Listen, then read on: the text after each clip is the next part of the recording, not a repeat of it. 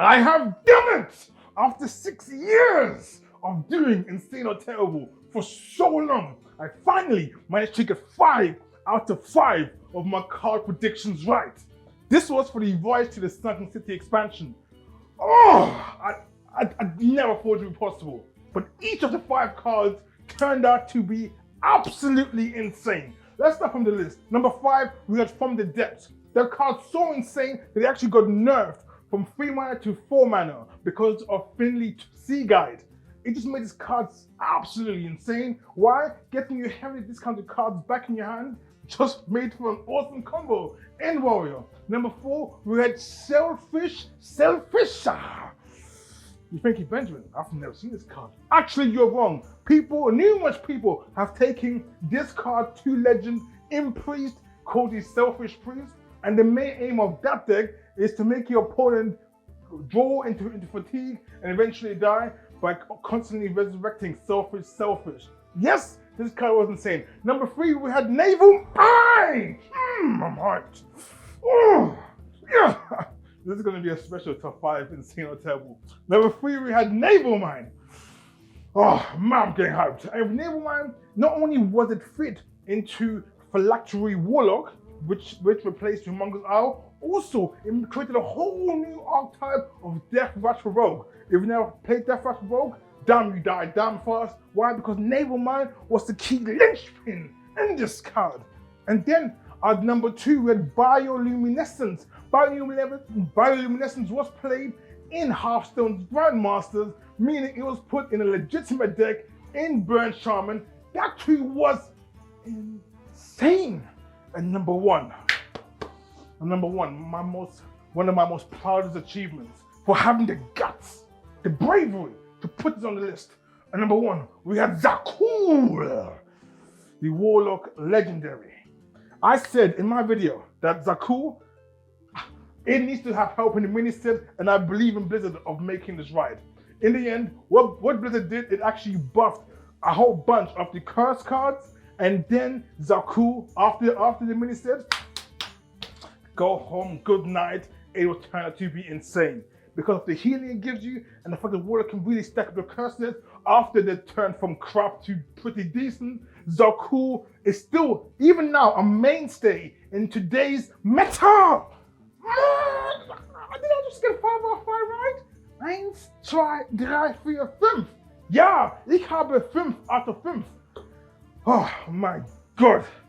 Yes, thank you people for being here to witness this moment that we have beaten Insane and Terrible.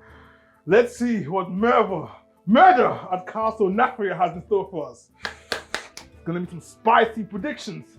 All right, ladies and gentlemen, let's get going with the top 5 Insane or Terrible cards at Murder at Castle Nathria. Let's go! At number 5, we have Artificer Xy'mox and all of his other relic friends. Artificer Xy'mox is an 8-mana Demon Hunter legendary with the Battle Cry effect of discover a relic, or if you infuse, and what infuse means, every time a friendly minion dies, you get an infusion point. So with Xy'mox, after 5 friendly minions die, while he's in your hand by the way, then you'll be able to discover all 3 of the relics and add them to your hand. Now, we also have the Relic of Extinction, Relic of Phantasm, and Relic of Dimensions, plus Relic Ward. On paper, and everybody else agrees, even I agree, it looks absolutely mediocre, and the relics do get better after you play an additional relic. So with the Relic of Extinction, it will be, instead of 1 damage, it will be 2 damage, 2 minions. And in terms of Relic of Phantasms, instead of 1/1, it will be 2 2s and 3 3s and so on. And with Relic of Dimensions, the discount gets bigger and bigger. The key thing is the number in the card text, which will show you which will incrementally go up. So it will be discounted from 1 to 2 to 3 to 4, and so on and so forth.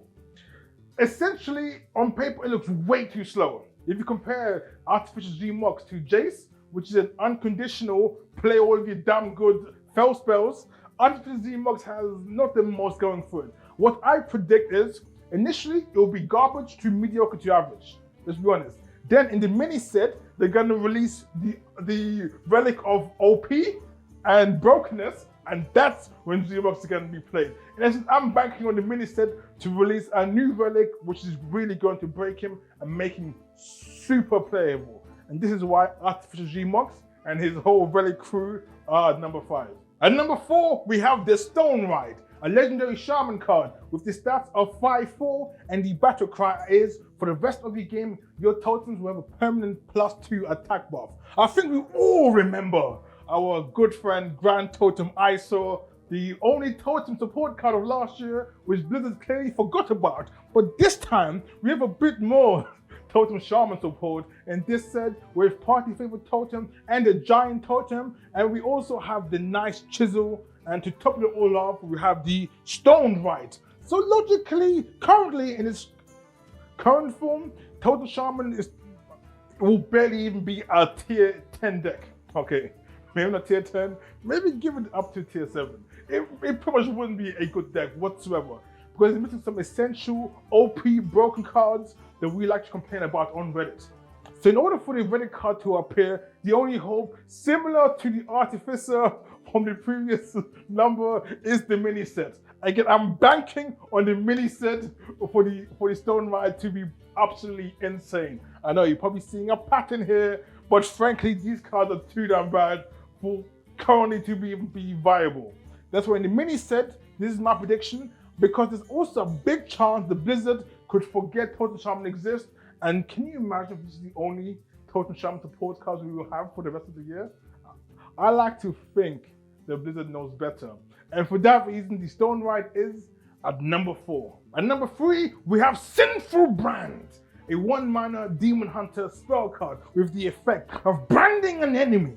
And then whenever that enemy minion takes damage, deal 2 damage to the enemy hero. There are 2 big reasons why I like Sinful Brand. One thing is, I believe we're going to be entering a big infused meta, and Demon Hunter has many different token minions and spells that produces small minions, meaning it makes it quite easy to infuse cards, meaning you have lots of small cards to bump into minions with.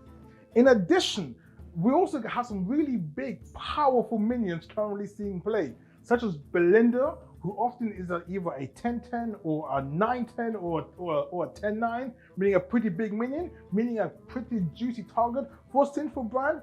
Plus, in this expansion, we have so many big fat minions coming up, like Sire the Nathrias and the other 2 big infused minions. Plus, Death Rattle Druid might, maybe, possibly be a deck, meaning it's going to have some very big juicy targets to put Sinful Brand on. And here's the big kicker.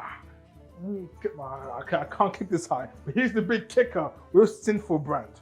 You can run 2 in a deck, meaning you can double up. Let's say there's an 8/8 minion and you have 4 2/2s. You play Sinful Brand, bam, bam, bam, bam, you do 10 damage to the enemy hero. Not bad. But now let's say you have 2 of those Sinful Brands. You brand them twice. Hey, I have to say, Bobby's uncle, you do 20 damage instead of 10. You can double up. And the fact you can double up on Sinful Brand, and the fact Demon Hunter has many small minions, and the fact that you might be entering into a big single minion meta, even if not, just doubling up on Sinful Brand, instead of it being 2, it'll be 4 mana, it'll be 4 damage, is what I believe could possibly make Sinful Brand into an absolutely insane card, even though on the surface level it looks pretty damn terrible. And that's why it's at number 3. At number 2, we have Creepy Painting, a 3-mana 0/6 minion with the effect of when another minion dies, become a copy of it. And I believe people are sleeping very hard on this card. There are 2 big decks I see Creepy Painting fitting in. Or let me say 2 big classes. There's in Priest and there is in Rogue. In Rogue, because of Naval Mine. You play Creepy Painting, you play Naval Mine, you destroy your Naval Mine via backstab, voila, you have a second Naval Mine, you can do 4 more damage to the enemy hero. And in Priest, because there's a deck called War Priest, I know some of you haven't kept up or watched or even play Hearthstone anymore, but the Elwyn Boar and War Priest with this sort of 1,000 Truths is a legit deck and a pretty damn good deck and a very hard deck to play. So you can have your 3rd copy of Boar, or if you want 2 paintings, instead of having 2 boards in your deck, you can now have 4 boards in your deck, meaning you have to pay less, or you have to pay less, or you have to trade less with the Amulet of the Undying.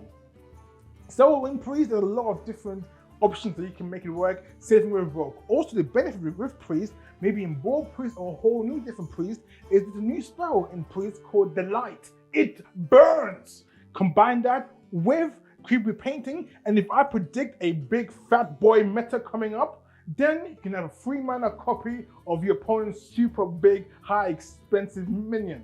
And for this versatility of Creepy Painting in Rogue, and especially in Priest, is why it is at number 2.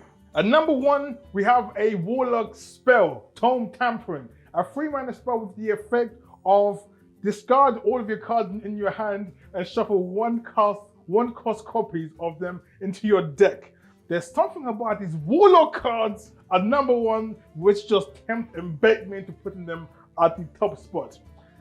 Let me be very, very clear right now. Tome Tampering, as it currently stands, would be absolutely insane and wild, but in Standard, it is one of the hottest pieces of garbage possible. I know this, I'm crazy, but I'm not that crazy. I understand. Currently, Tome Tampering is just unplayable.